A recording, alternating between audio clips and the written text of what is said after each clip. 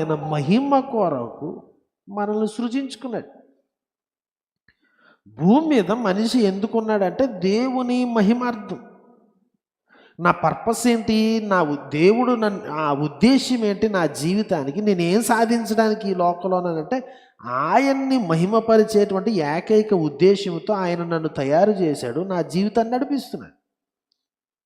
నాకు ఇచ్చిన తలాంతులు, నాకు ఇచ్చిన అందము, నాకు ఇచ్చిన ఆరోగ్యము, నాకు ఇచ్చిన కుటుంబము, ఎవ్రీథింగ్.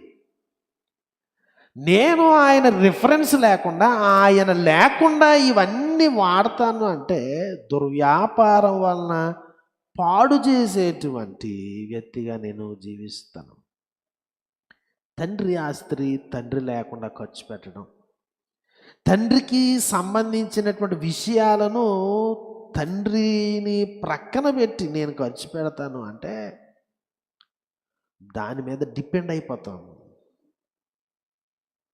సో కాబట్టి దేవుడిచ్చినటువంటి ఈ శరీరము, దేవుడు అనుగ్రహించిన జ్ఞానము, ఇవన్నీ ఏమవుతుందంటే ఇంకంతే, నేను నా శరీరం పైన ఆధారపడిపోవడం ప్రారంభిస్తాను, నా కష్టం పైన నేను ఆధారపడిపోవడం ప్రారంభిస్తాను, నా యొక్క ఎబిలిటీస్ పైన నేను పూర్తిగా డిపెండ్ అయిపోవడం ప్రారంభిస్తాను, నా యొక్క రీజనింగ్ మీద నేను ఆధారపడిపోవడం ప్రారంభిస్తాను. ఏమవుతుంది, తండ్రి లేకుండా నా యొక్క ఆలోచన విధానం మీద ఆధారపడిపోతే ఏ పశువు కన్నా ఈ ప్రపంచంలో మరింత పశుప్రాయుడిగా మనం తయారవడం ప్రారంభిస్తాం.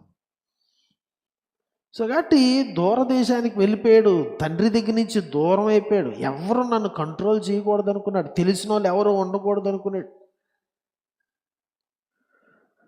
సో కాబట్టి ఈ డైవర్ట్ చేసుకుంటూ ఇవన్నీ చేసుకుంటూ తండ్రి లేకుండా ఖర్చు పెట్టుకుంటున్నాడు తండ్రికి సంబంధించి. ఈ రోజున మనం గమనించాలి, దేవుడు మనకు అనుగ్రహించిన వాటిని దేవుని కొరకు తప్ప దేవుని యొక్క ఉద్దేశాలకి బయట మనం వాడుకుంటే, అది శరీరమైన, జ్ఞానమైన, కుటుంబం ఏదైనా, ఫైనల్గా మనకు అర్థం ఏదేంటంటే మనం పాడు చేసాము అని. ఎందుకంటే అది నీది కాదు, నీకు సంబంధించింది కాదు.